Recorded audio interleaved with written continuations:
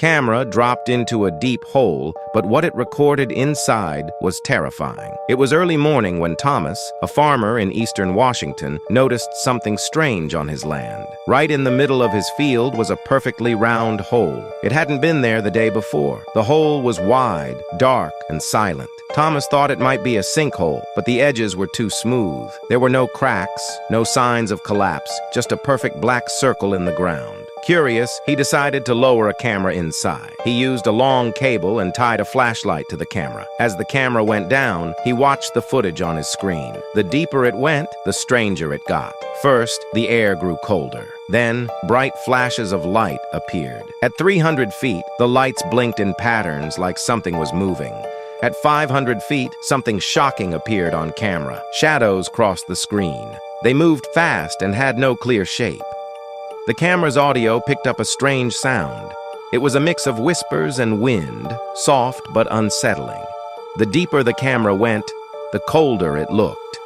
The light began to flicker. Suddenly, the camera jerked hard. Then, the screen went black.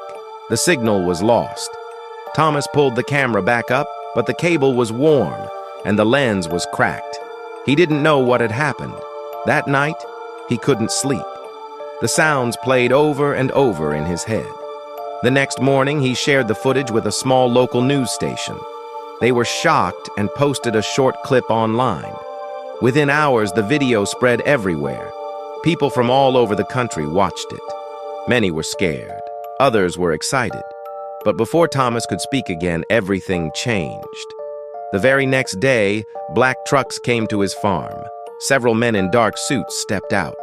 They didn't smile or explain much. They told Thomas that his land was now under investigation. They said it was for national security. They placed fences all around the hole. Then they brought machines, tents, and guards. They took Thomas's camera, phone, and computer. They told him it was for his protection.